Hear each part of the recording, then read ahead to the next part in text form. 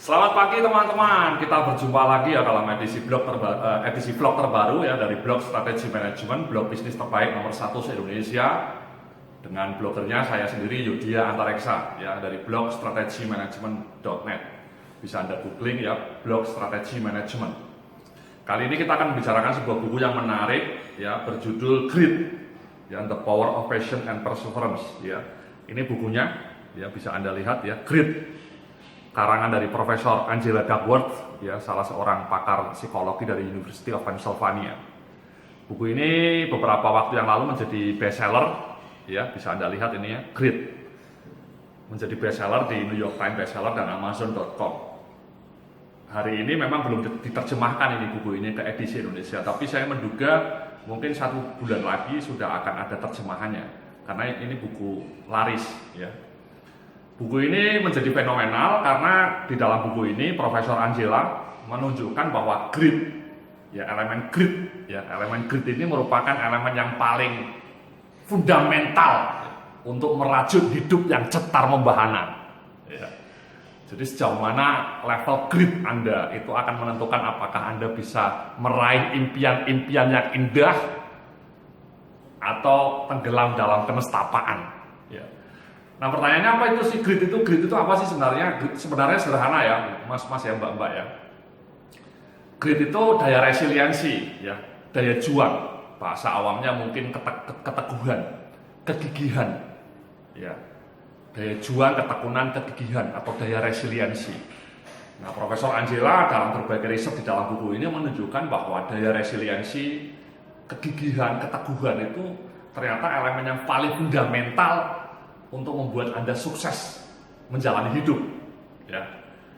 Nah, sekarang pertanyaannya bagaimana menumbuhkan grit supaya itu bersemayam dalam sekujur raga Anda. Bagaimana grit itu ditumbuhkan, dipelihara dan dikembangkan supaya nempel dalam jiwa Anda. Nah, dalam buku ini Profesor Angela menunjukkan ada 4 dimensi yang harus Anda kelola ketika Anda mau mempertajam grit Anda, supaya grit Anda menjadi cetar membahana. Oke? Nah, mari kita bahas ya satu persatu ya.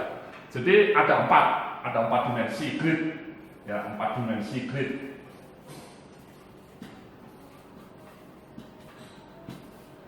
Ya, ada 4 dimensi grit yang harus Anda kelola. Yang pertama menurut Angela, kalau Anda mau membangun grit itu, kalau bisa Anda punya interest terhadap apa yang Anda kerjakan. Ya kan? Interest.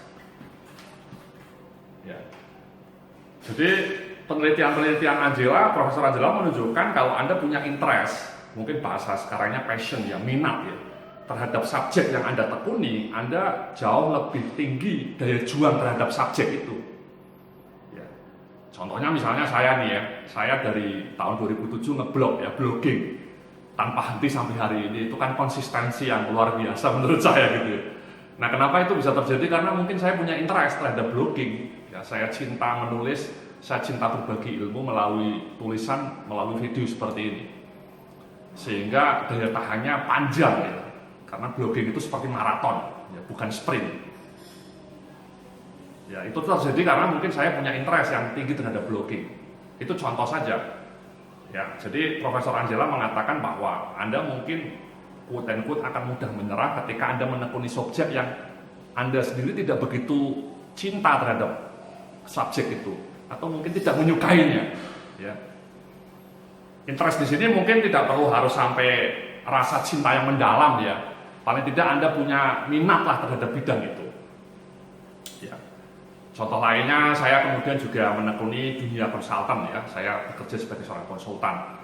Itu juga dunia yang menurut saya suka gitu ya. Paling tidak punya minat sehingga saya bisa bertahan lama dalam dunia itu. Jadi salah satu kunci untuk membuat grit Anda tumbuh adalah temukan subjek atau aktivitas yang menurut Anda punya minat di situ, punya interest. Ya. Bayangkan kalau Anda bekerja dalam bidang yang tidak begitu Anda sukai. Misalnya kayak saya tidak begitu menyukai dunia accounting misalnya ya. Bayangkan saya disuruh bekerja sebagai seorang staff accounting misalnya.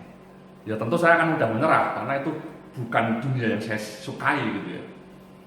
Ya. Atau mungkin dunia memasak gitu ya. Saya tidak hobi memasak gitu ya. Saya tidak punya rasa cinta. Saya suka makan tapi tidak suka masak gitu ya. Nah, bayangkan misalnya saya suruh menekuni dunia mengenai chef, mengenai kuliner, mungkin saya tidak begitu lama bertahan, ya, karena saya tidak punya interest dalam bidang itu. Ya, jadi kunci pertama adalah ketika Anda mau mengelola grid, Anda harus punya interest. Temukan dunia yang Anda sukai. Ya. Yang paling tidak Anda punya benih-benih rasa cinta terhadap subjek itu. Ya, benih-benih cinta itu yang akan membuat Anda bisa bertahan lama. Oke, yang kedua, menurut Profesor Angela, yang kedua adalah ini praktis, Mas. Ya. Praktis itu ya praktek. Maksudnya Anda terus menekuni subjek itu dengan konsisten, dengan praktek. Dan di sini ada sebuah sebutan yang menarik namanya deliberate practice. Ya. Deliberate practice itu maksudnya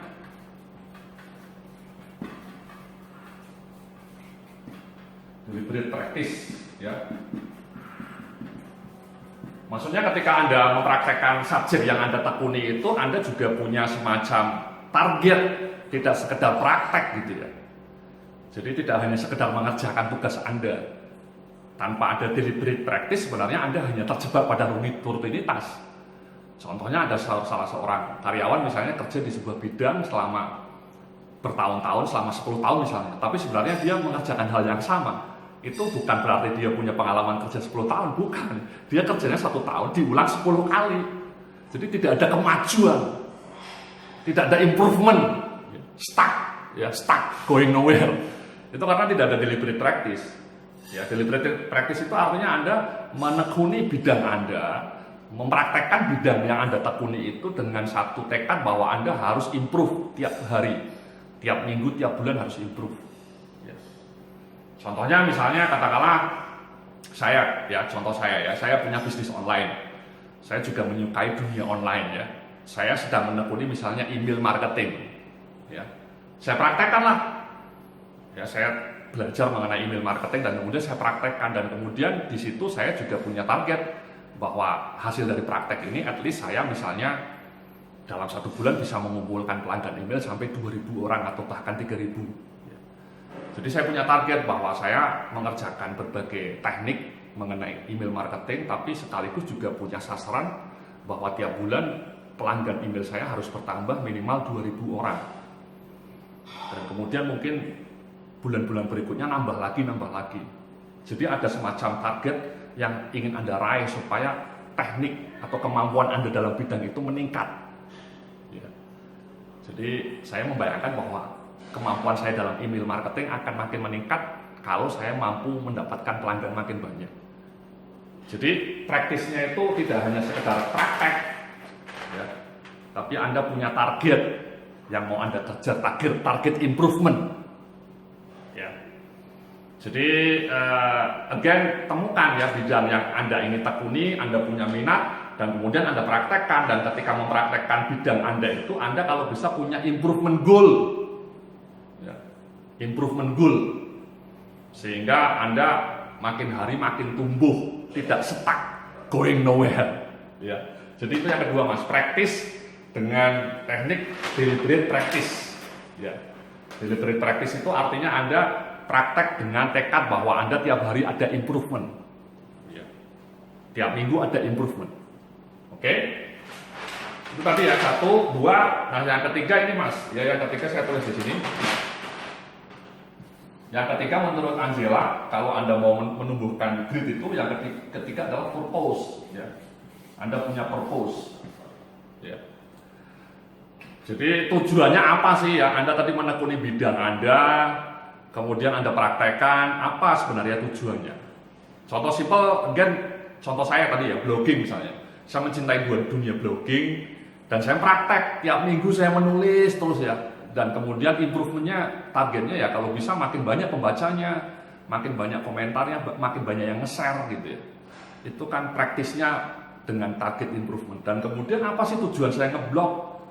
Menurut Profesor Angela, kalau Anda punya tujuan yang jelas, itu akan membuat Anda bisa menumbuhkan grid Anda. Nah, tujuan saya ngeblog itu ya ada 2, Mas. Yang pertama, yang mulia ya berbagi ilmu. Saya ingin meninggalkan jejak yang berharga bagi masyarakat luas. Ilmu yang cetar membahana gitu ya. Mudah-mudahan Anda semua terinspirasi.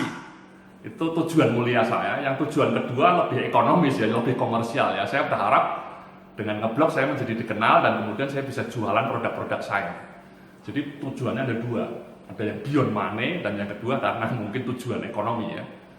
Jadi sama, tujuan Anda apa menekuni bidang Anda itu. Mungkin bisa dibedakan jadi dua ya. Tujuan yang mulia, tujuan idealis, dan yang kedua mungkin tujuan ekonomis. Kalau bisa dua-duanya bersatu padu. Seperti saya ngeblog itu menurut saya dua-duanya bisa bersatu padu.